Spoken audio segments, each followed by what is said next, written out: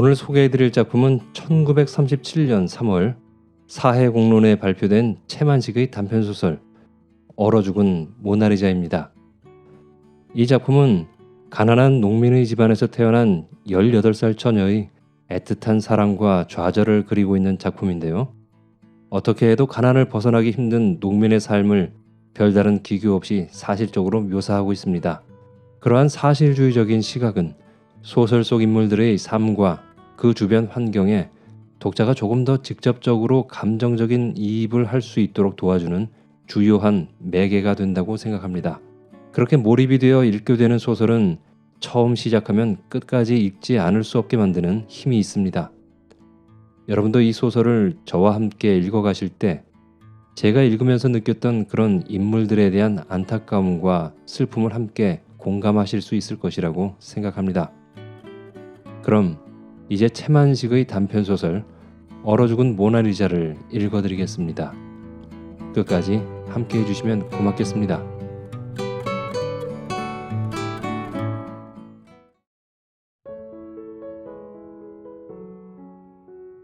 얼어 죽은 모나리자. 채만식. 농투성이의 딸자식이 별수가 있나. 얼굴이 반반한 게 불행이지. 올해는 윤달이 들어 철이 이르다면서 동지가 내일 모레인데 대설추위를 하느라고 며칠 득 춥더니 날은 도로 풀려 푸근한 게 해동하는 봄 3월 같다. 일기가 막지가 못하고 연일 끄무레 하니 흐른 채 이따금 비를 뿌리곤 하는 것까지 봄날 하듯 한다. 오늘은 해는 떴는지 말았는지 어설프게 찌푸리던 날이 낮때가 겨운 둥 마는 둥 하더니 그대로 더럭 저물어 버린다. 언덕배기 발 가운데 외따로 토담집을 반길만 되게 횟집으로 울타리한 마당에서는 오목이네가 떡방아를 빻기에 정신이 없이 바쁘다. 콩콩 콩콩. 단조롭기는 하되 졸리지 아니하고 갇히서 마음이 급해지게 야무진 절구 소리가 또 어떻게 들으면 훨씬 한가롭기도 하다. 오목이네 이마에서는 빚어진 땀방울이 볕에 그은 주근깨 새까만 얼굴로 흘러내리다가 구정물이 되어 그대로 절구 속 떡가루로 떨어진다. 떡이 소금을 두지 아니해도 찝찝한 것 같다. 쉿쉿하면서 찢느라고 침도 튀어 들어간다. 쉿하고 콩하니 내려찍고는 이어 허리를 펴면서 절구대를 들어 올리느라면 때에 전 닭목저고리 앞선 밑으로 시들어 빠진 왼편 저통이 델롱 내다 보인다.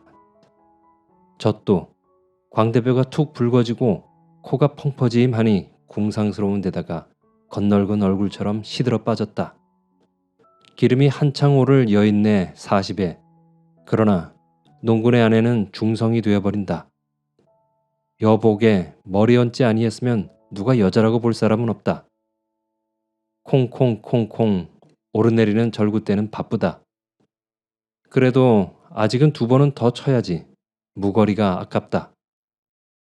절구통 옆으로는 그새 찧어서 쳐놓은 떡가루가 하얗게 큰 함지로 가득 담겨 있다.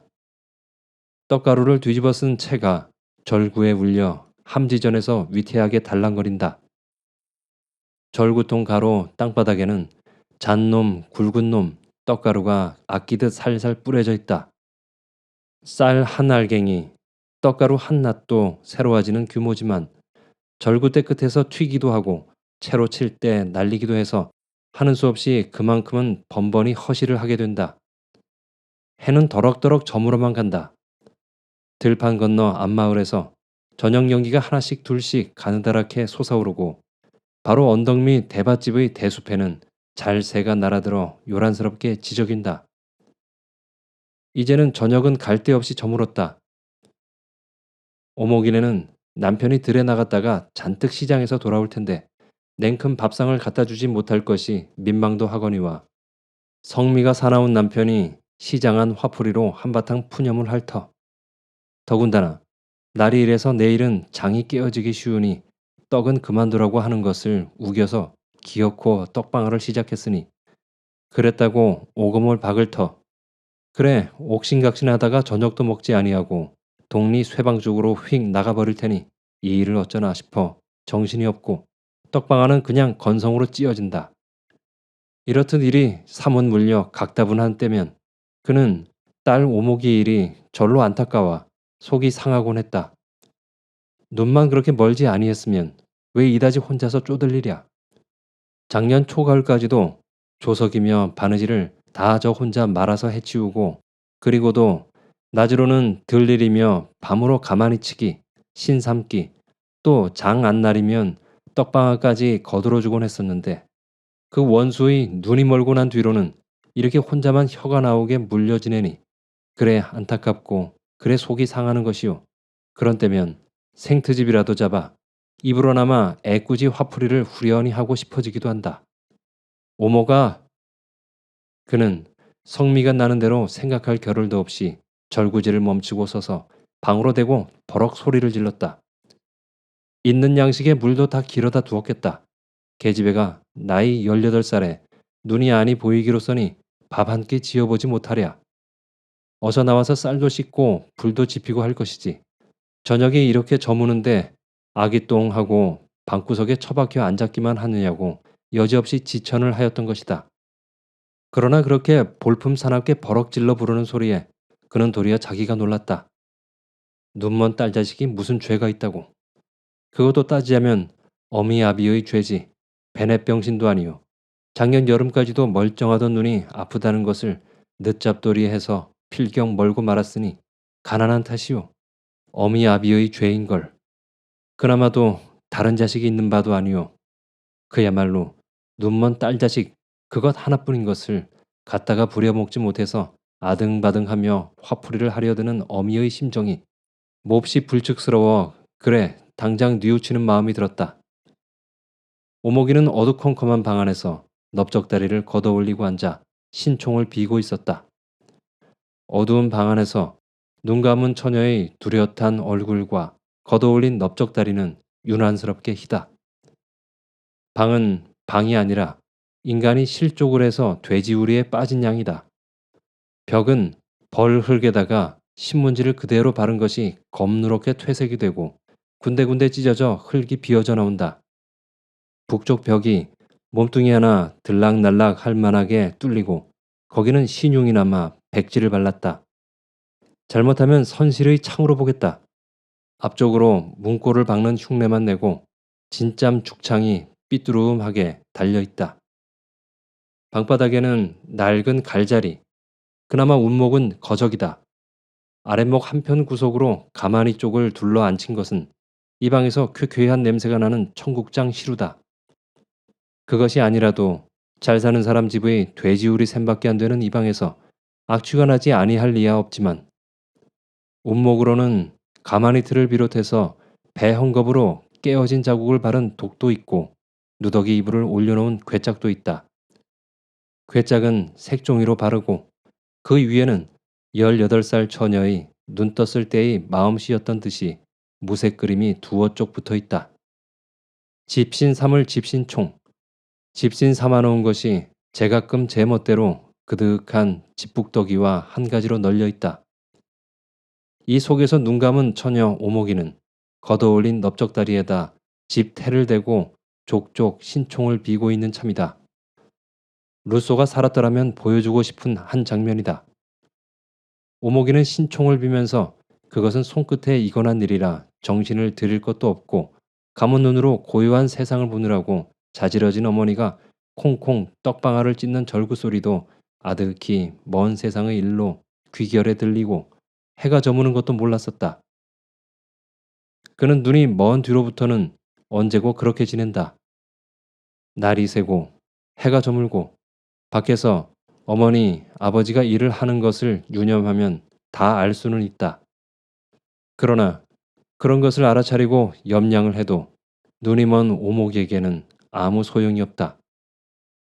그러니까 그는 차라리 곰곰이 앉아 신총이나 비고 신이나 삼고 하면서 감은 눈으로만 보이는 고요한 세상, 그 중에도 지나간 해 가을 처녀의 마음이 싹 트면서 바로 만나던 한 사람 총각이 영상을 둘러싸고 가추가추 벌어지는 꿈 아닌 꿈의 세상을 두루두루 헤매느라고 거의 넋을 놓다시피 한다.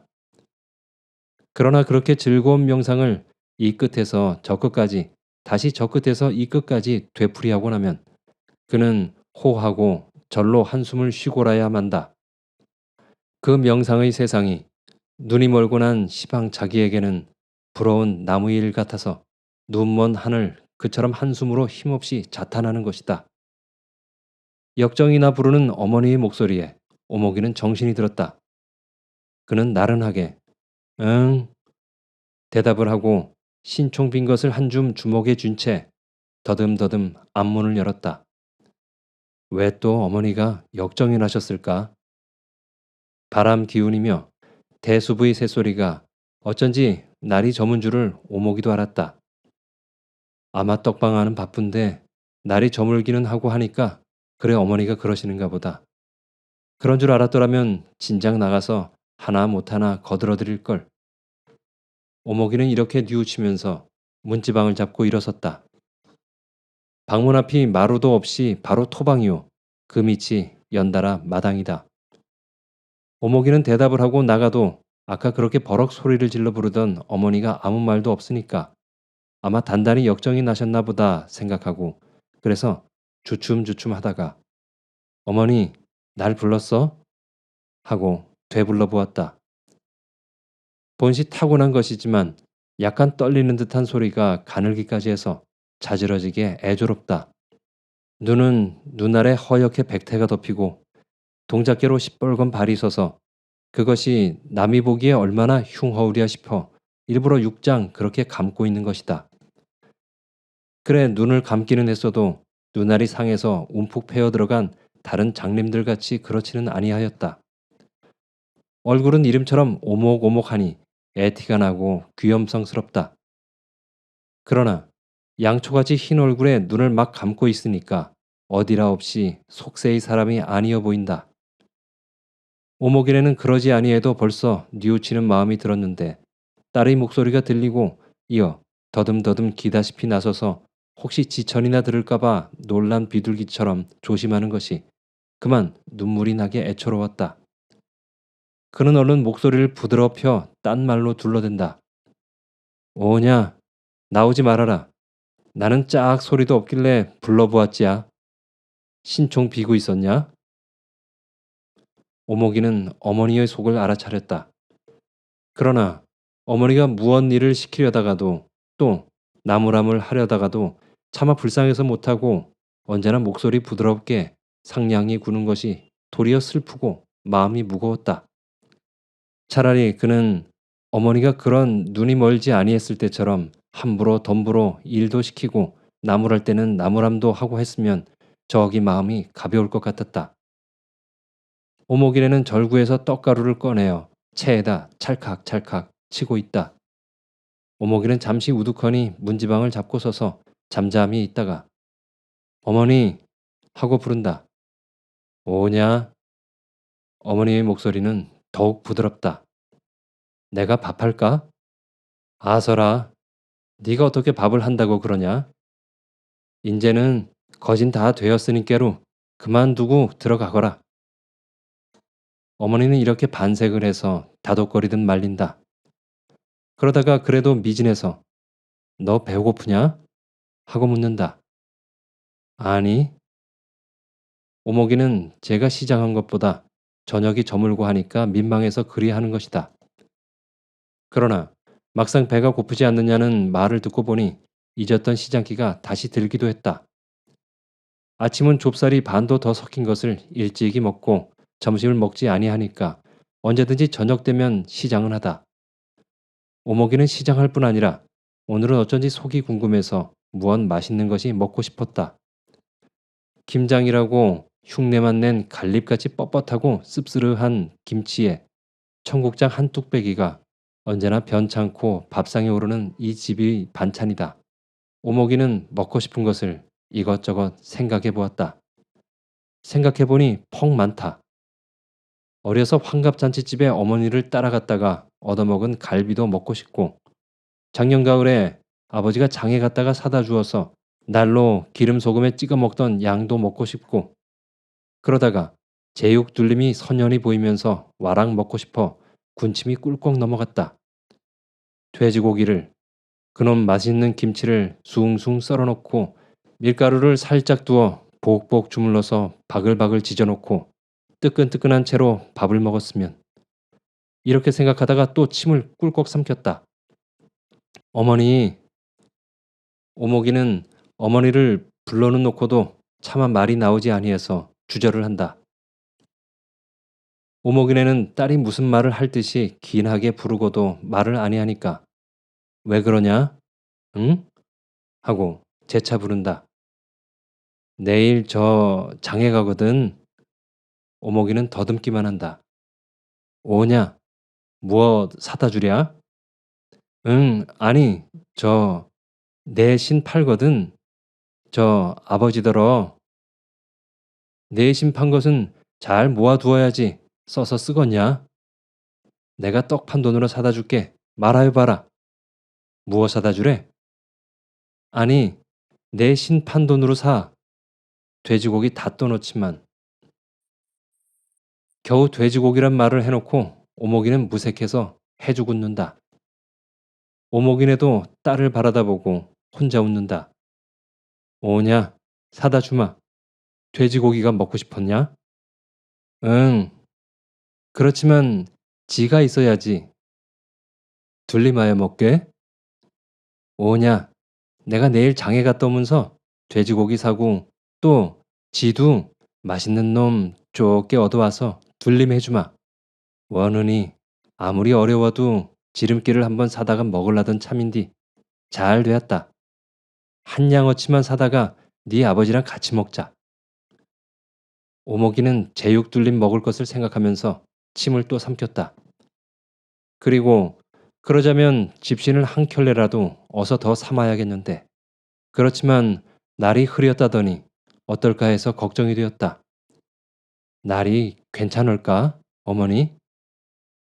글씨, 원 나도 혼자 시방 허느니 그 걱정이다마는. 오목이네는 치고 난 무거리를 절구에 붓고 다시 절구떼질을 시작한다. 그때 살인문께서 햄 하는 밭은 기침 소리가 들려 오목이는 얼른 문을 닫고 들어갔다. 금출이라고 하는 앞마을 총각이다. 다른 사람 같으면 벌써 신용이나마 장가를 가서 자식개나 낳고 착실히 살림에 매어 달려 있을 나이인데 23살이라도 아직 총각이다. 총각이로돼 말썽이 이만저만치 않은 총각이다. 그도 그럴 것이 18살 되던 해에 집을 나가더니 5년이나 타관으로 돌아다니다가 작년 가을에 도로 굴러 들어왔기 때문에 언제 장가를 들고 할 겨를이 없었다. 그 5년 동안 한 1년이나는 부산서 방직 공장에를 다녔고, 그러다가 어떻게 밀항을 해서 오사카로 건너가 다시 방직 공장에 다녔다. 제 말에는 매싹 60원씩을 받았네, 70원씩을 받았네 했지만 4년이나 있다가 오면서 단돈 10원도 모아가지고 오지 못했고, 올 때에 입고 온 하이칼라 양복도 며칠 아니해서 읍내 면석이한테 5원을 받고 팔아버렸다. 그리고 고향과 부모가 그리워서 잠깐 다니러 왔으니까 이제 곧 도로 간다고는 하면서 가는 기맥도 없고, 그저 집에 붙어서 하기 싫은 농사일을 마지못해 거들어주고 있는 참이다. 집안의 농사일은 마지못해서 거들어주지 노상 번둥거리고 돌아다닌다. 어찌해서 마음이 내켜 품께나 팔면 품삯을 받은 돈으로 노름을 한다. 그래서 그렇게 하는 짓이 거상에 벗어날 뿐 아니라 차림새도 눈에 벗어난다. 오사카에 있을 때에 입던 것인지 여름이면 정강이 나오는 육가다를 걸치고 돌아다니고, 봄, 가을이면 역시 오사카 공장 시절의 물림인 골덴복을 입고 육장 지낸다. 머리는 밀기름으로 반지르르하게 갈라붙인다. 그래, 처음 그가 동리에 돌아와 그렇게 눈에 벗어나게 하고 다닐 때에는 동리 사람이 손가락질도 하고 덜어는 연갑들이 맞대놓고 빈정거리기도 했는데, 그러다가 달려들어 욕을 하고 그래서 싸움이 되고 했기 때문에 지금은 그를 가외 사람으로 돌려버리지 상관을 아니하게 되었다. 그러나 동리의 관연한 계집아이들은 그렇지 아니했다. 본래 생김새도 야불야불하니 예쁘장스럽고 웃을 때면 눈초리가 먼저 웃는 것이라든지 또 독립 계집아이들로 보면 양복까지 입고 대처바람을 쏘였다는 부러운 이력이며 더욱이 그 애들은 평생 들어보지도 못하는 창가, 술이야, 눈물인가라는 것, 또 뭐 강남달이 밝아서 임과 놀던 곳이란 것을 간드러진 목소리로 부르고 지나가면 그 애들은 금시로 가슴이 두근두근해지고 우르르 달려가서 울타리 구멍으로 내다보고 이래서 옛날 같으면 귀공자다운 추앙을 소리 없이 받고 있었다. 그래 벌써 계집애를 두엇이나 탈을 내주었는데 오목이도 작년 가을에 그 손에 걸렸을 것을 눈이 멀고 그 때문에 꾹 들어앉아 있느라고 겨우 면한 셈이다. 오늘 금추리가 오목이네 집에 오기는 오목이 아버지 두성이한테 품을 살려고 온 것이다. 그는 오면서 반길밖에 안 되는 집 울타리 너머로 오목이를 자세히 보았다. 보고 그는 놀랐다. 그는 오목이가 눈이 멀었다는 말을 듣고 나서는 보통 장님같이 생겼을 오목이를 생각하고 그만 금을 싹 그어버렸다. 그는 작년 가을 목화밭에서 목화를 따고 있는 오목이를 만났을 때에는 장가를 들어 평생같이 살기라도 하고 싶게까지 흠씬 마음에 들었었다. 다른 계집아이들은 처음부터 그따위 촌 계집애, 싱겁디 싱겁고 멋대가리 없는 촌 계집애를 누가 데리고 살아? 장난이나 하고 말지 하고 그 할 대로 장난삼아 용색풀이를 했던 것이다. 그러나 오목이는 첫눈에 원, 저 계집애가 그새 저렇게 좋아졌나 하고 버럭 욕심을 내었었다. 그래서 슬금슬금 농간을 부리려던 판인데 오목이가 그 뒤로 눈병이 와락 덧쳐가지고 도무지 문밖 출입도 하지 못해 그러다가 필경 눈이 멀고 말았다니까 아깝다고도 생각하면서 눈먼 계집애를 무엇에 쓰려고 그렇게 기억자를 놓고 영 잊어버리다시피 했던 것이다. 그랬던 것인데 오늘 보니까 도리어 작년 가을 눈이 멀지 아니하고 목화밭에서 해죽해죽 웃을 때보다 월등 더 나아 보였다. 그새 1년 남짓 한동안에 훨씬 부른 몸피도 몸피려니와 훤하게 트인 얼굴 그리고 무엇보다도 먼 흔적이 없이 가만히 눈을 내리감고 있는 애틋한 자태가 어떻게 보면 도무지 손도 대기 어려운 선녀나 아닌 게 싶게 극히 좋아 보였다. 그래서 그는 울타리 밖에 발길을 멈추고 가만히 서서 한참이나 바라보다가 짐짓 햄 기침을 하고 마당으로 들어선 것이다. 떡방에 찌액이라우? 돌아다보는 오목이네더러 그는 공손히 인사를 한다. 금출이냐? 어서 오너라. 오목이네도 곰살맞게 인사를 한다. 관연한 딸을 두었기 때문에 남의 집 총각을 심상하게 보고 대하고 하지 않는지라 오목이네도 금추리를 두고 덜어 생각하는 때가 있었다. 생김새도 퍽 똑똑하고 그만큼 대처바람을 쏘였으니 그만하면 묻어나기는 하니 그렇게 반질거리지 않고 부지런히 일이나 했으면 오목이 배필로 꼭 알맞을 걸.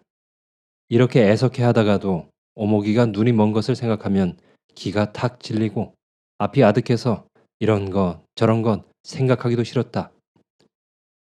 요새도 장에 떡 휘어갖고 가겨라오? 금추리는 절구가로 가까이 가서 절구와 함지를 들여다본다. 요새두가 무엇냐? 요새가 시방 한참이지. 너희 집은 아직 양식이나 안 떨어졌냐? 이것은 오랜만에 만나는 촌사람끼리 가까운 사이면 의뢰 묻는 인사다. 안 떨어진 게 무엇라우? 장리라도 좀 얻어와야 할 텐디. 큰일 났구만이라우. 그놈의 좁쌀 한두에 두 대 팔아다 먹을란한 게 허천나서 죽겠구. 그러게 말이다. 1년 360날을 하루도 안 쉬고 소같이 일을 희어도 살 수가 없으니. 그게 다 조선 사람이 못나서 그리어라우. 내지는 안 그러라우. 내지가 무엇하냐? 일본 말이라우. 거기서는 농사 짓는 사람들도 다 그렇게 만만자니여라우. 언제 그 방면의 농촌이며 농민의 사정을 알아보았으리오마는 공장에 다닐 때 농촌 사람들로 직공이 되어 온 사람들한테 서울 들은 정담을 늘어놓는 푼수다. 그래, 그러한 말에는 귀가 먹은 바 지지 아니하는 오목이네를 데리고 그는 뭐 농민 아무개가 어떠니 소작 아무개가 어떠니 조선 사람도 대처로 나가서 바람을 쏘이고 오면 만만찮으니 하고 아는 소리 모르는 소리 한참 서서 중얼거린다. 그러다가 오목이네가 마지막 체질을 할 때에 겨우 제 볼일을 이야기하고 돌아갔다. 볼일이라는 것은 내일 보리밭에 오줌을 내는데 두성이 들어 하루 일을 해달라는 것이다. 오목이네는 내일 장에 가마니와 집신을 팔러 가니까 아마 모르면 몰라도 일을 해주러 가지 못할 듯하다고. 그러나 돌아오면 상의해서 좌우간 저녁에 다시 기별해 주마고 어리벙벙하게 대답을 했다. 금추리는 무어라고 알아듣지 못할 창가를 부르면서 울타리 밖으로 돌아간다. 오목이는 방 안에서 귀를 바싹 기울여 금추리가 이야기하는 음성을 듣고 있었다. 그러면서 그는 가슴을 찢고 싶게 안타까웠다. 만약 눈이 멀지 아니했으면 그새 늘 두고 작년 가을 목화밭에서 본 뒤로 가슴속에 영상되어 들어앉은 금추리의 정말 얼굴을 문틈으로 내다볼 수가 있을 텐데. 그래, 그렇게 안타까웠던 것이다. 작년 가을이었었다. 오목이가 목화밭에서 목화송이를 따고 있는데 등 뒤에서 갑자기 오목이 그새 퍽 컸구나 하는 소리에 깜짝 놀라 돌아보니까 그가 소문만 듣고 아직 보지는 못했지만 어려서 보던 금추리였다.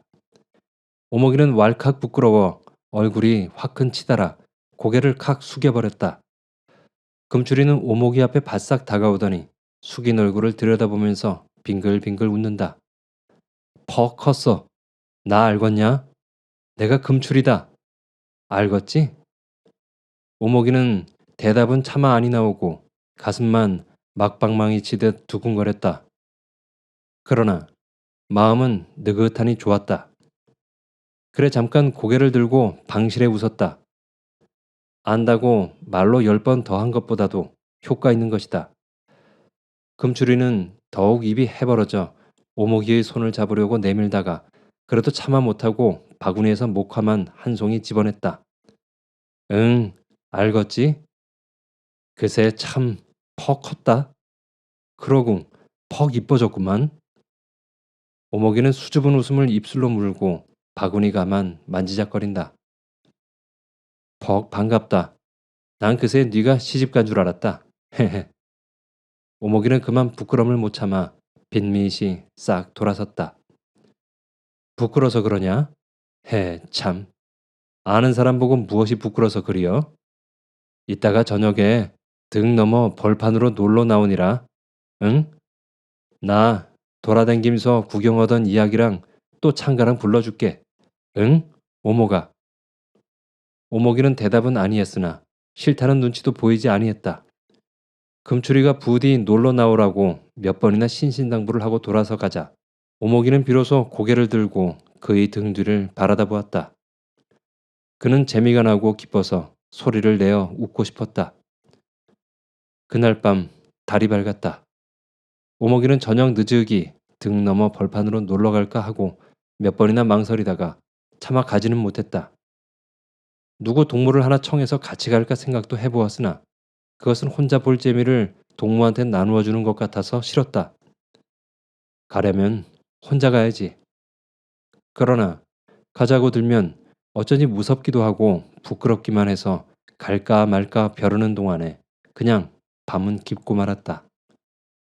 그 뒤에 오목이는 눈이 와락 더 아프기 시작했다가 이내 문밖 출입도 더 해보지 못하고 눈은 영영 멀어버렸다.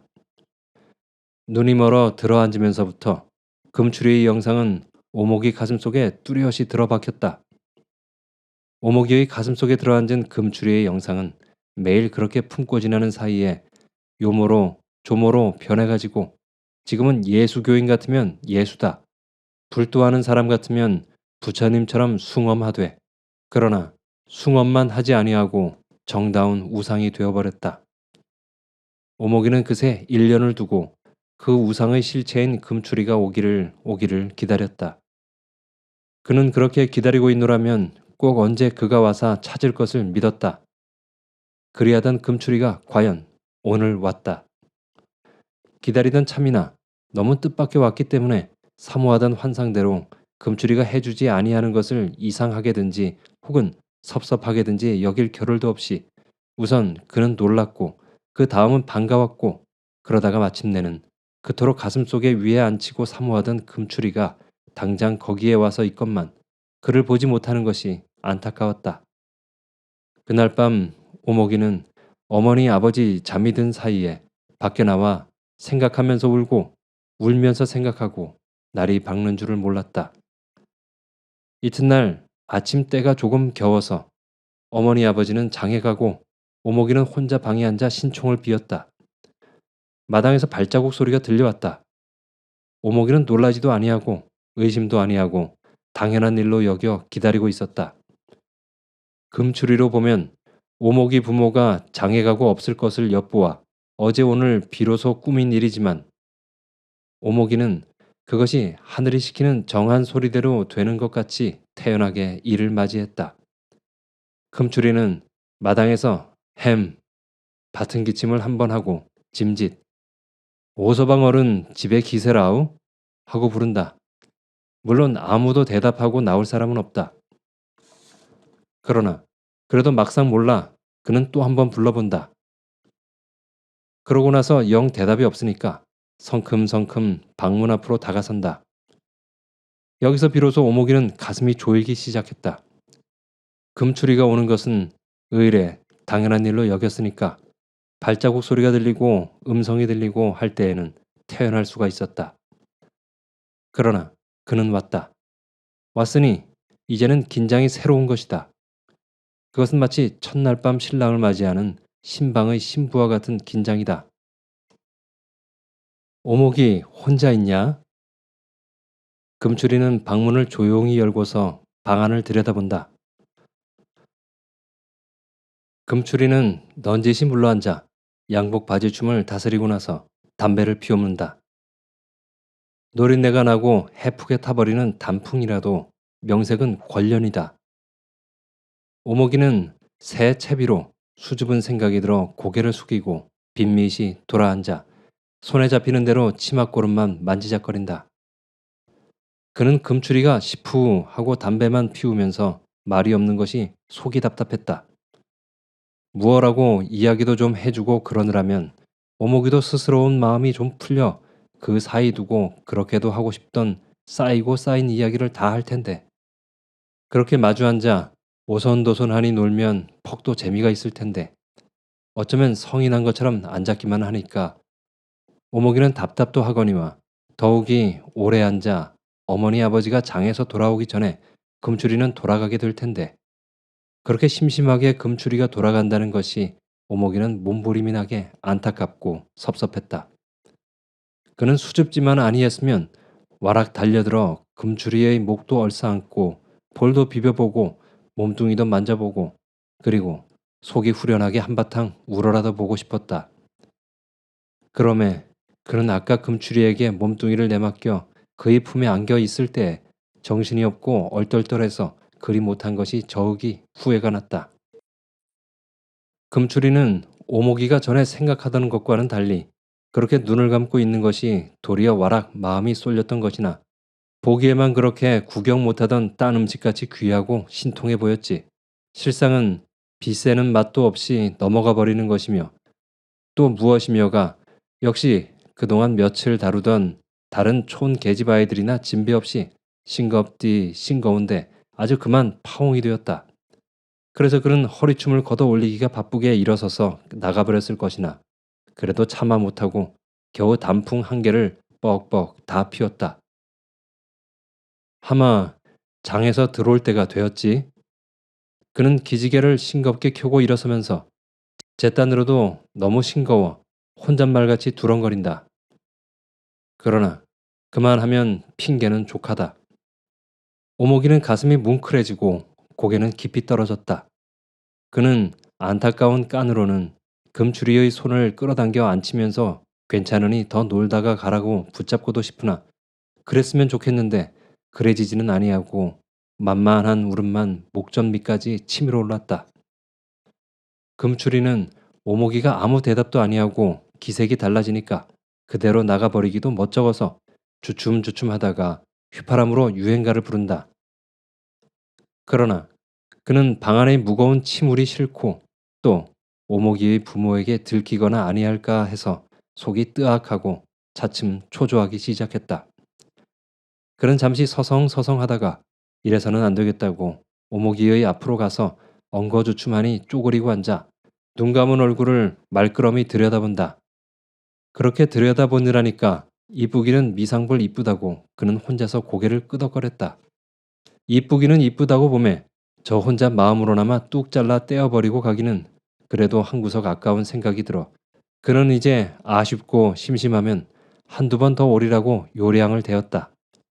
그렇게 마음도 먹었으려니와 또 살살 달래기도 해야겠어서 오목이의 어깨 위에 얹어놓은 그의 두 손끝이 무척 상냥하고 오목아 부르는 소리도 끔찍이 은근하다.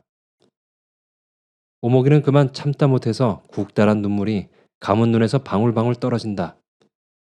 지금까지 섭섭하고 답답해서 솟아올랐던 눈물이 금추리가 갑자기 상냥하고 다정히 구니까 그냥 기쁜 눈물로 바뀌어 쏟아지는 것이다.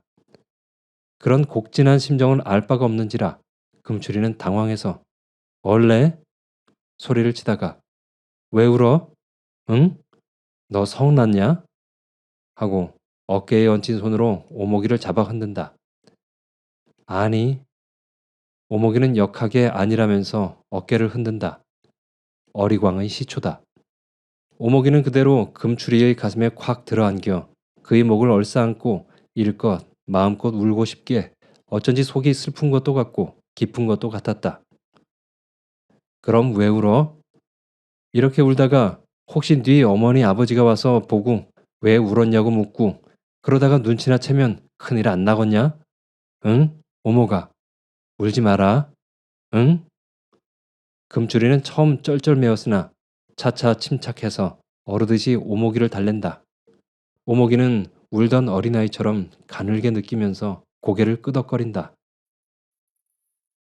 금추리는 겨우 안심을 하고 울기는 왜 울어요? 하는 유행가를 한 토막 부르면서 오목이의 턱을 가볍게 쓰다듬고 일어선다. 오목이의 입은 해죽이 벌어진다. 그것을 보고 금추리는 또 유행가로 울면서 웃어야 할 신사랍니다. 를 부르다가 끝을 방정맞게 마치면서 방싯 벌어진 오목이의 입술을 쪽 빤다. 무릇 눈물 어린 채 방실에 웃는 여인은 한결 이쁜 법이다. 눈물 씻고 있어. 응, 오목아. 금추리는 부탁하면서 일어섰다. 오목이도 마주 일어섰다.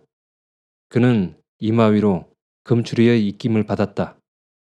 바로 한 뼘 앞에 금추리의 얼굴이 있음을 생각할 때 그는 불현듯이 그 얼굴을 보고 싶었다. 순간에 문득 일어난 이 생각은 오목이로 하여금 자기가 눈이 멀었다는 것을 잊게 했다. 그는 그 찰나의 아쉬움만 여겨 감은 두 눈을 번쩍 떴다. 뜨려고 할 때에 그는 자지러지게 놀랐으나 때는 늦고 할 수 없이 눈이 한번 떠지고라야 도로 감아졌다. 그는 금추리가 눈 뜬 것을 아니 보았다면 다행일 텐데 그렇지 않고 똑바로 보았으면 어찌하나 해서 애가 쓰였다. 오목이의 걱정은 바로 들어맞았다. 금추리는 갑자기 뜨는 오목이의 눈동자를 언뜻 보자 어깨를 오싹 움츠렸다. 곱게 감은 눈두덩이 휙 벌어지면서 국다랗게 붉어진 두 눈동자는 부옇게 백태가 덮인 데다가 붉은 발까지 섞여 흉합다 못해 무섭기까지 했다. 비록 일순간에 보고 말았을 망정 그는 징그러운 두 눈동자를 잊을 수가 없었다. 그는 방금까지 이뻐 보이던 눈 감은 얼굴도 다시 보기가 싫었다. 오목이는 혼자 무참한 것을 어찌할 줄 모르다가 손을 뻗쳐 더듬더듬 금추리의 팔을 잡고 몸을 기댄다. 오목이로는 아직 부리지 못할 교태다. 그는 순간의 얄따란 자포자기로 그렇게 강행해서라도 금추리의 내색을 살피자는 것이다. 금추리는 획 뿌리치고 싶은 것을 참았다. 언제 또 와? 오목이는 제법 대단하게 금추리한테 몸을 비비면서 아양을 부린다. 나? 글씨, 오지, 인제. 금추리는 몸서리가 치는 것을 참으면서 어물어물한다. 그는 이 자리에서 말은 좋도록 그런 내색은 보이지 아니하려고 마음은 먹어도 말하는 운이며 몸가짐이 어쩔 수 없이 서먹서먹해진다. 하물며 보지 못하는 대신 귀와 손끝이 예민해진 장님한테야 좀처럼 속일 수 없는 것이다. 뭘 안 올라면서 오목이가 넘겨짚은 것을 금추리는 의지없이 시치미를 떼면서 안 오기는 왜? 오지 말래도 올걸 하고 삥등거린다. 그럼 언제? 글씨 어느 날이 좋을꼬? 금추리는 이렇게 더듬다가 언제라니 다시 올 수 있는 때라야 다 뻔한 것인데 핑계대는 눈치를 채었겠구나 하고 얼른 돌아오는 장날 오지. 장날이래야 너 혼자 있을 테니께로. 그렇지? 오모가 하고 의수하게 얼버무려 넘긴다. 정말? 그럼 내가 거짓말할 줄 아냐? 자, 그럼 나 돌아오는 장날 올게. 응? 꼭? 응, 꼭. 오목이는 문지방을 짚고 서서 돌아가는 금추리의 발자국 소리에 귀를 기울이고 있다. 아까 조금 부르던 그런 창가나 부르지 아니하나 하고 기다렸으나 그대로 발자국 소리만 감감히 사라져버리고 만다. 오목이는 영영 금추리를 놓쳐버리고 만 것만 같아 다시금 눈물이 쏟아져 내렸다. 오목이네는 마침 점심때라 떡을 팔기에 한창 분주하다. 날이 흐려서 비가 올까 염려는 되었지만 그 대신 춥지 아니한 것이 다행이다. 또 호박을 무말랭이 썰듯 썰어 많이 두고 켜를 두텁게 해서 팥구멍을 얹은 호박떡은 아무나 먹기는 별미다. 더구나 그놈을 식지 않게 하느라고 솜든 누더기로 시루를 둘러싸고 꼭 맞는 나무 뚜껑으로 덮었기 때문에 떡 한 시루가 동이 나도록 김이 무럭무럭 올라 뜨끈뜨끈해 보이는 것이 지나가는 사람의 구미를 당기게 한다. 오목이네는 벌써 1년이나 두고 이 황화전 드팀전 앞에서 떡 장사를 하기 때문에 철을 따라 보피떡, 인절미, 송편, 무시루떡, 그리고 겨울 한철은 호박떡, 아주 이 장에서는 낯익은 단골이 되고 토박이 장꾼들은 떡 생각이 나면 이리로 찾아오기까지 하게 되었다. 오늘도 오목이네의 그 육중한 노점 앞에는 네 사람이 제가끔 호박떡 한 사발씩을 받아들고 혹은 선체로 혹은 한편으로 비켜 앉아 먹고 있고 두어 사람이나는 그릇이 나기를 기다리고 있다. 오전이면 한 사발이니 요기는 든든히 된다. 그래서 한참 이렇게 분주한 판에 남편 두성이가 한 어깨에 집신 한 죽을 그대로 둘러맨 채 가만히 석장을 한 팔로 질질 끌면서 뿌르퉁해 가지고 이리로 온다. 또 불 맞었수? 오목이네는 손은 떡시 중에 바쁘면서 언뜻 남편을 바라보다가 말고 물어본다. 물어보나 마나 좋지 아니한 안색이며 가만히 석장둥도만 도로 가지고 오는 것을 보면 알조다. 그렇다. 제기럴. 두성이는 가만히를 오목이네 옆에다 아무렇게나 획 내던진다. 신두 아직 못 팔구? 신전으로 가야지. 두성이는 곤방대를 삐뚤음하게 물고 어슬렁어슬렁 걸어간다. 집시는 가만히를 검사하는 동안에 혹시 임자를 만나 파는 수가 있지만 대개는 가만히를 팔고 나서 다시 집신전까지 가서라야 팔게 된다. 두성이가 만일 흥치객이어서 그 집신을 둘러매고 장판으로 돌아다니면서 자, 알뜰한 집신이요. 18살 먹은 꽃 같은 처녀가 눈먼 눈을 감고 앉아 손끝에 정성을 들여 한숨 섞어 삼은 집신이요. 다정다한한 집신이요. 하고 외운다면 혹시 호사하는 운치객도 있어 집신이야 쓸데 있건 없건 더러 중값을 주고 사려는 사람도 있었을 것이다. 두성이는 오늘따라 가만히를 불을 맞은 것이 아예 심정이 좋지 아니했다. 하기야 가만히를 한 죽을 가지고 오면 무사히 다 등급에 드는 때도 있지만 불을 몇 장씩 맞는 때도 없는 것은 아니다. 그래, 그저 예사로운 일인데 어쩐 일인지 오늘은 그렇게 심정이 좋지 못했다. 그는 하마터면 검사원한테 한바탕 들이대줄 뻔까지 했었다. 그러나 꾹 참고 혼자 속으로 이놈의 자식, 인젠 이놈을 둘러 꾸며가지고 와서 기어코 내 손으로 합자를 찍힐 테니 두고 보아라 하고 앙심을 먹고서 겨우 돌아섰던 것이다. 여보, 오목아버지. 오목이네가 분주한 서슬에 멎었다가 깜빡 생각이 나서 남편을 부른다. 두성이는 장꾼들 틈에서 말없이 돌아본다. 고기 다 동나기 전에 제육 한 양어치만 사시우. 오목이네는 겨우 말을 하고 손님 대응을 하느라고 도로 바빠버린다. 이렇게 해서 내외는 팔 것을 다 팔고 살 것을 사고 또 마련할 것을 마련해가지고 새 때나 되어서 앞서거니 뒤서거니 집으로 향해 가고 있다. 불 맞은 가마니 석장 위에다 시루를 놓아가지고 두성이가 지게해졌다.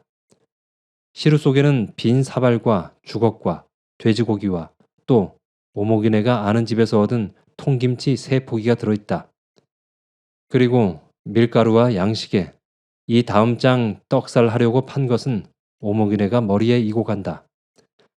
이 내외가 그새 1년을 두고 정 농사일이 바쁜 날이 아니면 기어코 이렇게 장을 보러 들어오곤 하는 것은 먹고 살기보다는 오히려 딸 오목이 때문이다. 두성이는 가마니를 치고 오목이네는 떡을 하고 오목이가 삼은 집신까지 해서 장에 가지고 들어와 팔면 오목이의 집신 몫은 고스란히 손을 대지 아니해도 한 장에 내외 아울러 이러한 각수는 이문이 남는다. 그것은 작년 가을부터 시작해가지고 하기야 그 속에서 양식도 팔아먹고 옷 가지고 해 입고 하기는 했지만 그래도 아끼고 아껴 푼푼히 모으다가 닭도 사놓고 돼지 새끼도 사놓고 또 착실한 사람한테 변돈도 주고 해서 늘려놓은 것이 올 가을에는 도통 한 40원이 되어 그놈으로 중소 한 마리를 샀다. 그래서 소는 도지소로 내주었고 그 밖에 변돈 내준 것이 돈 10원이나 착실이 되고 배매기로 내준 돼지도 2마리나 된다. 또 오목이는 제대로 배매기 돼지도 대주고 변돈도 주기는 했지만 그것보다도 거지 반은 오슬에서 방 운목 구석에 허술하게 놓여있는 괴짝 속에 차곡차곡 넣어두었다.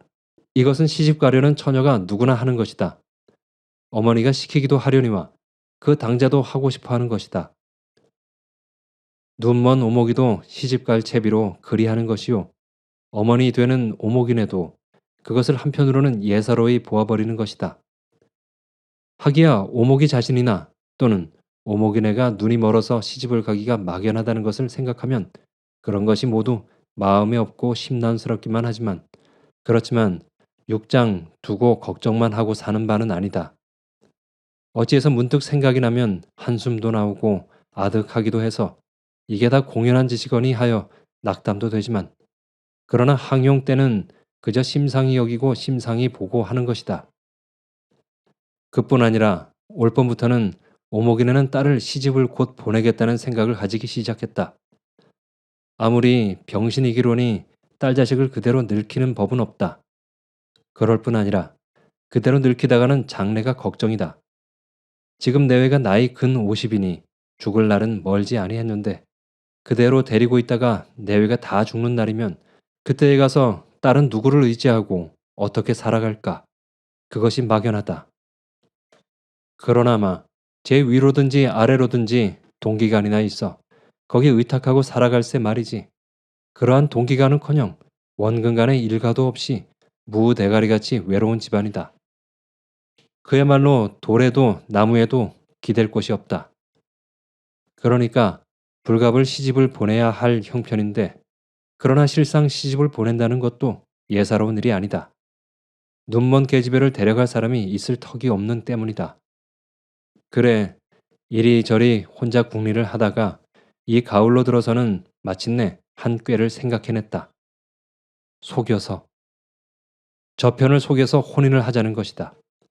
속 모르고 소문 아니날 타관으로 여색해 보아 신랑이 그저 병신이나 아니고 거지나 아니거든 이 편에서 우선 선을 보아놓고 저편에서 선을 보러 오거든 독립집 처녀나 하나 슬금 데려다가 대신 선을 보이고 혼인날은 신부가 을에 눈을 감는 법이니까 그것이 요행이라 그렇게 해서 예를 지나거든 당일 신행으로 그저 그 자리에서 얼버무려 실행을 시켜버리고 그러고 나면 첫날 밤 신방에서든지 그 다음 날이라든지 조만간 탈로가 나긴 하겠지만 그러다 다 성례를 치르고 난 다음이니까 도로 쫓지는 못할 것이요. 저편에서도 울며 겨자 먹기로 무어라고 말마디나 보내다가 말 것이고 미상불, 야트막 하나 그럴듯한 꾀는 꾀다. 그래서 오목이네는 떡 장사를 하여 돈을 모으는 것도 오목이를 시집을 보낼 미천인지라 크게 많은 것을 바라는 것이 아니오. 그저 1, 2년의 계획이다. 1, 2년 그렇게 해서 돈 100원이나 앞채면 급작이 정원을 해서 얼른 혼인을 해버릴 양으로. 그래서 그는 남편도 몰래 이 가을로 들어 멀찍한 타관으로 대고 신랑감을 물색하던 중이다. 그러나 두성이는 그렇지 아니했다. 그는 아내가 더러 딸 시집 보낼 상의를 하면 대꾸도 잘 하지 아니했다. 사위를 고른 데야 다 같은 농군일 텐데 농군의 집에서 호삭감으로 며느리를 얻어가는 것도 아니오. 반은 소같이 부려먹자는 것인데 눈이 멀어 옴쭉 못할 며느리를 누가 얻어가랴. 또 요행 갓대짜 눈이 멀었다고 구박이나 받고 서러운 눈물을 흘릴 테니 자식이래야 그것 하나뿐인 것. 그나마 제가 웃어도 어미 아비는 속으로 울어야 할 불쌍한 병신 자식을 왜 굳이 그런 못할 노릇을 시킬까 보냐는 것이다. 차라리 자기가 아직 몸도 성하니 늙어 죽는 날까지 양을 줄이고라도 푼푼히 모으고 늘려두었다가 그놈을 물려주면 시집은 못 보내도 그것이 도리어 제게는 몸 편하고 마음 편하게 먹고 살아갈 도리라고. 그래서 그의 돈 모으는 계획은 크고 멀찍했다. 그런지라 이 가을에 아내가 그러한 야트막한 꾀를 내어가지고 그런 상의를 할 때도 그는 고개를 가로 흔들었다. 도로 쫓겨오지 말라는 법은 어디 있으며 그렇게 쫓겨오고 보면 딸 자식 몸 망치고 돈 없애고 그리고 취소당하고 말 터이니까 아예 안 될 말이라는 것이다. 그러나 오목이네는 콧대가 새었다.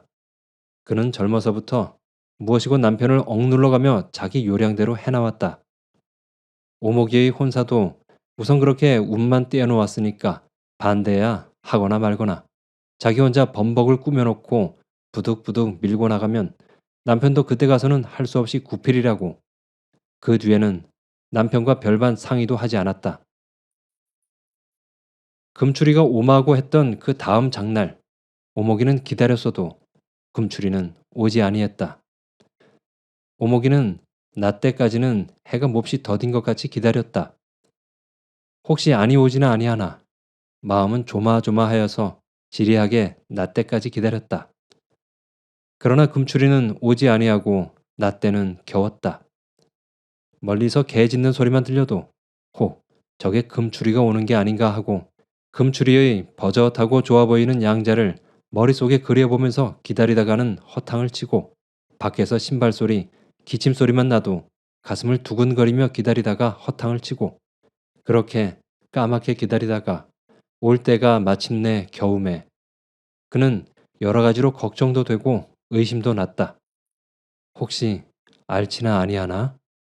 그렇다면 이거니와 요 전날 눈을 뜬 것을 보고 어쩐지 기색이 다르더니 그래 정남이가 떨어져서 영영 아니 올 작정을 하고 가버린 것이나 아닌가.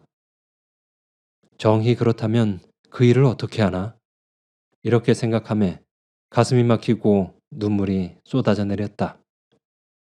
낮때가 겨운 뒤에부터는 올지 말지 하는 금추리를 그래도 기다리느라니까 장에서 어머니 아버지가 쉬 돌아올 때가 가까워오매 해가 도리어 빨리 가는 것 같아 속이 초조했다. 마지막 마당에서 들리는 신발 소리가 금출인가 어머니 아버진가 하고 죄다가 그는 눈물이 아직 마르지 아니한 얼굴을 수습도 하지 못하고 오모가 부르며 방문을 여는 어머니한테 뜨이고 말았다. 오목이네는 딸의 기색이 다른 것을 알고 그의 얼굴을 먼저 유심히 보다가 눈물 자국이 있는 것을 보았다. 지난 장에도 장에서 돌아오니까 그렇게 먹고 싶어 하던 돼지고기를 사왔건만 반가워하지도 않고 어쩐지 아이가 서먹서먹한 게 눈치가 다르더니 그래 웬일인지 모르겠다고 내외가 걱정을 했었는데 오늘은 울기까지 한 것이 아무리 해도 조련차는 일인 것 같아 오목이네는 마음이 저기 불안했다. 너 어디 아프냐? 오목이네는 방으로 들어오면서 묻는다. 응? 왜 그리여? 아프다니? 오목이는 대답을 아니하고 고개를 숙이는데 두성이가 놀라 집 내리던 것을 그만두고 열어놓은 방문 앞으로 와서 굽어보며 걱정을 한다. 나도 모르겠수. 글쎄, 내가 방문을 여니께 눈물을 씻고 있구만. 왜 그리여? 응? 너 어디 아프냐? 두성이가 조련찮게 묻는다. 안 아프라우. 오목이는 겨우 가느다랗게 대답을 한다. 어머니 아버지가 귀해해주고 하는 깐으로는 금추리가 온다더니 아니 왔어요 하고 어리광같이 하소라도 하고 싶었다. 그럼 왜 혼자 울어? 누구 동리 아이들이 와서 욕이나 하고 달아났냐?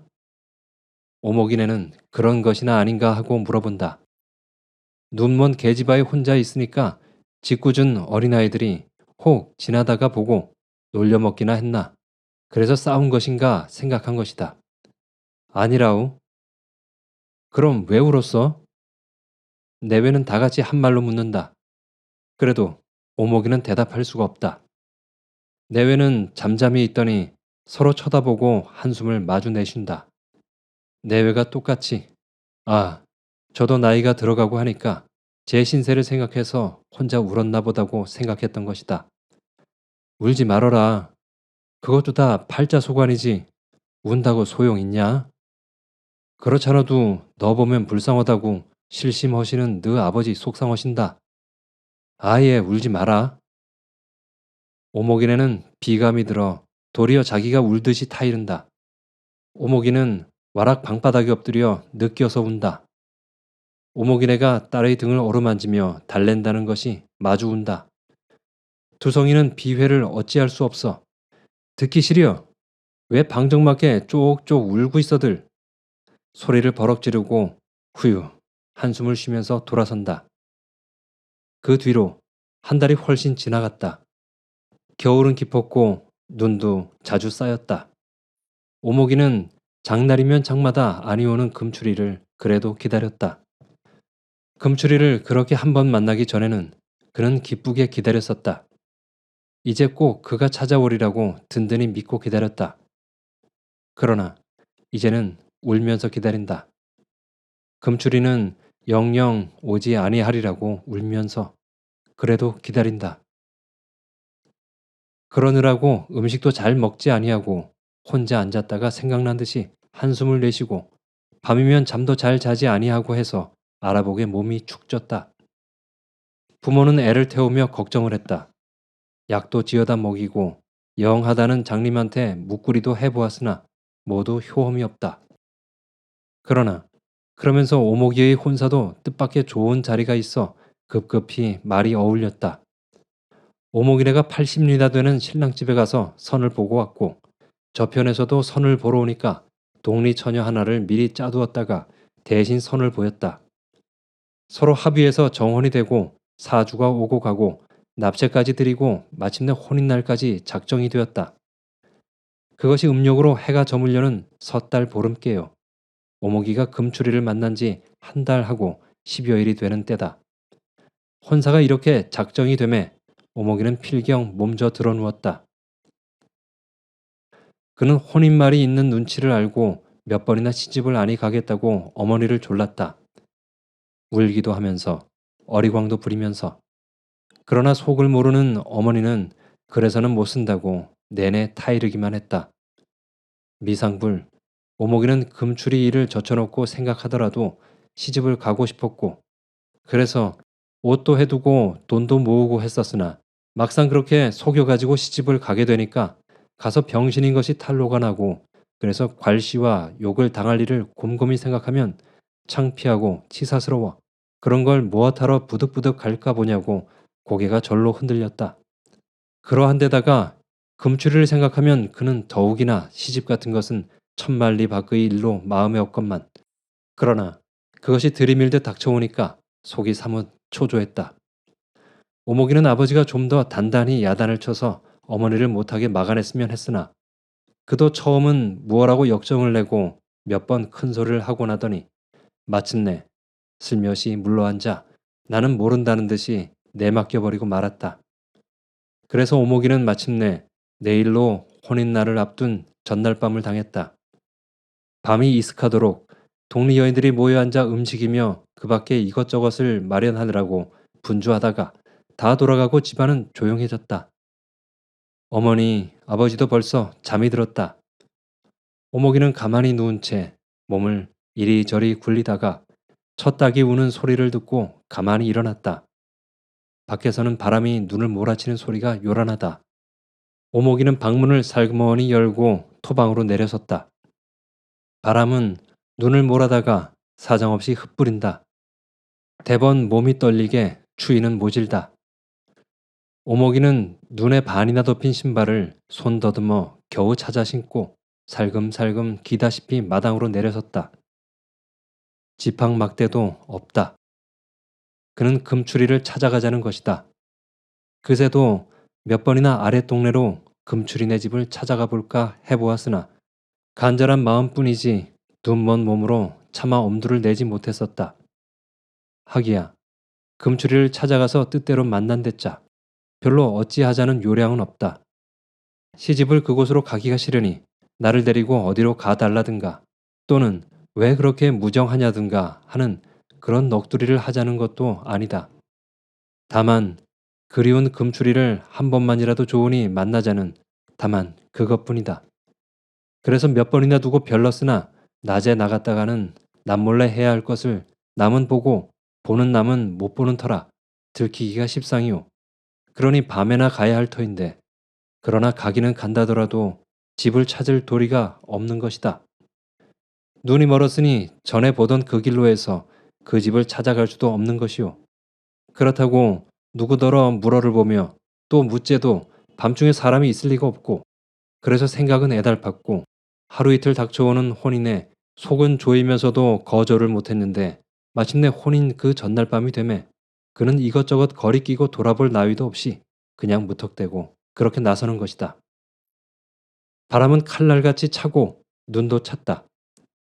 오목이는 몸을 떨면서 개 짖는 소리만 짐작 삼아 발을 떼어놓았다.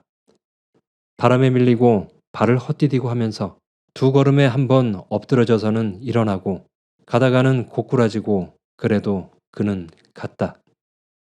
아무것도 다 잊고 그저 금추리만 생각하면서 갔다. 그러나 눈은 멀고 다녀본 지도 오랜 길이라 짐작도 무디어 그는 행방조차 잡지 못하고 애오라지 들판에서 이리저리 헤매기만 했다. 눈먼 지척은 천리다. 이렇게 헤매기를 한시경은 더하다가 그는 마침내 다리가 뻣뻣해서 걸음을 옮기기 어려운 판에 마침 불어치는 바람에 채여 어디라 없이 나지막한 낭떠러지에 굴러 떨어졌다. 그는 손에 잡히는 눈을 허위적거리며 겨우 일어나 앉았다. 그러나 애를 써도 일어나지지는 않았다. 울며 부르짖고 소리를 내어 사람 살리라고 외치고 할 생각은 나지도 아니했다. 오목이는 정신이 차차 혼미해지기 시작했다. 그것을 알고 그는 이래서는 못 쓰겠다고 다시 한번 용을 써보았으나 몸은 일어서지지 아니했다. 정신은 차차 더 흐려갔다. 필경, 아득한 가운데 만사를 다 잊어갔다.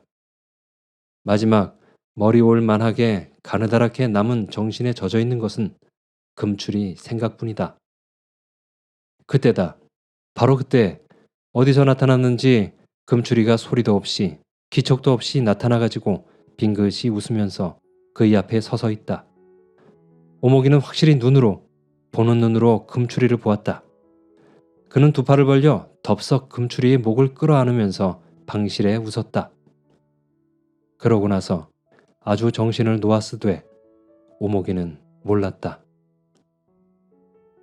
밝은 새벽, 오목이네 집에서 야단이 나고 이어 동리가 발끈 뒤집혀졌을 때 들 가운데로 지나던 동리 사람이 눈 속에 묻혀 얼어 죽은 오목이를 보고 달려와서 알려주었다. 오목이는 들 가운데 논 귀퉁이의 물이 패인 웅덩이에 몸이 반이나 눈에 쌓여가지고 앉은 채 방실에 웃은 채로 죽었다. 미친 듯이 달려온 두 성인의 내외가 오목이의 시체를 끌어안고 부르짖어 울고 모여드는 동리 사람들은 저마다 애처로와 혀를 차고 돌아선다. 그러나 사람마다 다 속으로 궁금한 것은 오목이의 방실에 웃는 입이다. 또 어째서 오목이가 눈바람 치는 밤에 들 가운데 나왔다가 그렇게 얼어 죽었을까 하는 것은 아는 사람이 없었다. 다만 그 안날 밤 밤새도록 투전을 하느라고 늦잠을 자던 금추리만은 소식을 듣고 그 속을 알았다. 그러나 그도 방실에 웃은 입은 연유를 알지 못했다.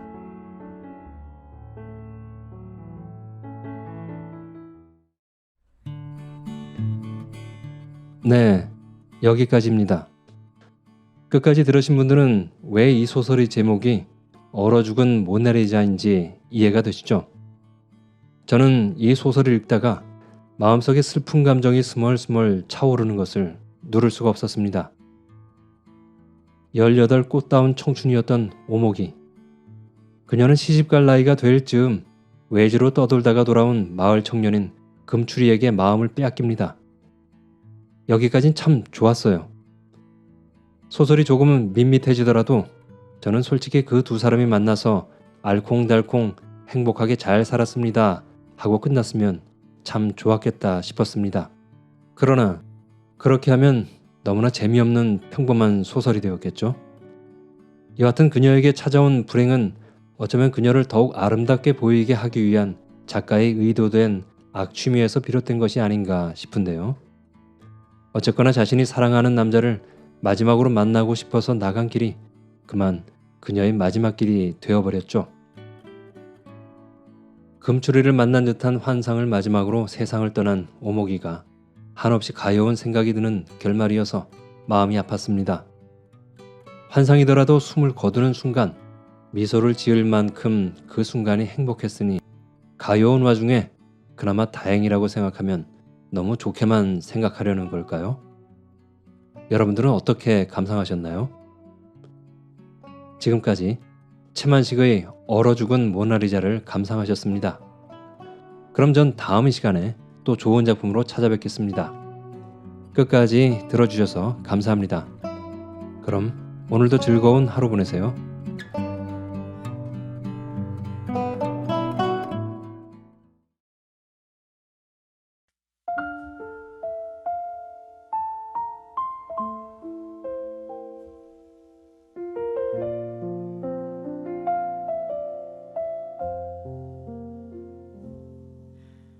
눈이 하얗게 내리는 밤, 거리는 조용히 잠이 들고, 하얀 눈이 내리는 거리를 나 혼자 걷고 있어. 발자국 소리마저 눈 속에 묻히고, 가로등 불빛 아래 하얗게 쌓인 길 위로 하늘에서 떨어진 꽃잎 같은 눈이 내려, 괜히 고개를 들면 차가운 밤 공기 속에서 아무렇지 않게 네가 떠올라. 가로등 아래 눈길 걸으며 문득 네 생각이 나. 말 한마디 없던 그날처럼 마음이 내려앉아.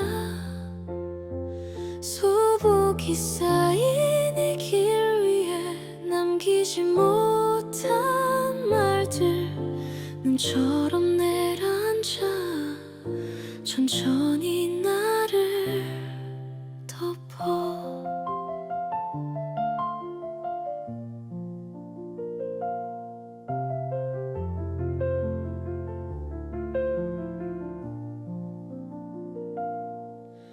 창문 너머 외로운 방, 잠든 얼굴 사이로 나만 깨어있는 이 밤 너무 길게 느껴져. 지금쯤 너는 어디에서 같은 눈을 보고 있을까. 괜히 의미 없는 질문을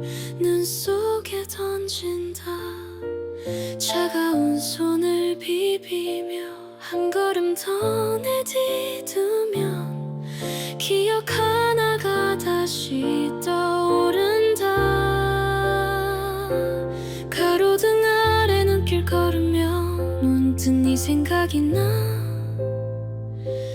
웃지도 울지도 않던 그 겨울 네 모습처럼 지나간 시간 위로 눈은 계속 내려와. 잊으려 했던 마음을 다시 하얗게 만든다. 아무 말도 하지 않아도 나는 알 수 있어. 하얀 눈을 맞으며 거리를 걷는다.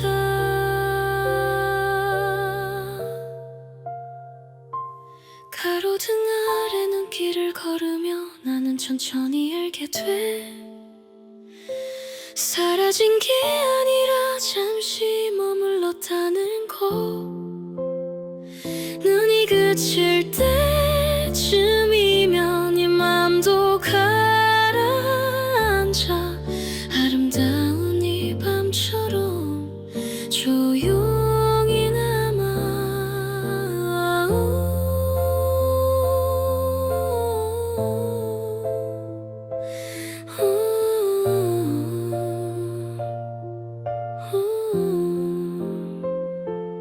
눈은 아직 내리고 나는 하늘을 본다. 눈은 내 얼굴에 차갑게 떨어진다. 눈은 아직 내리고 나는 거리를 걷는다. 눈 위에 내 발자국만 외롭게 나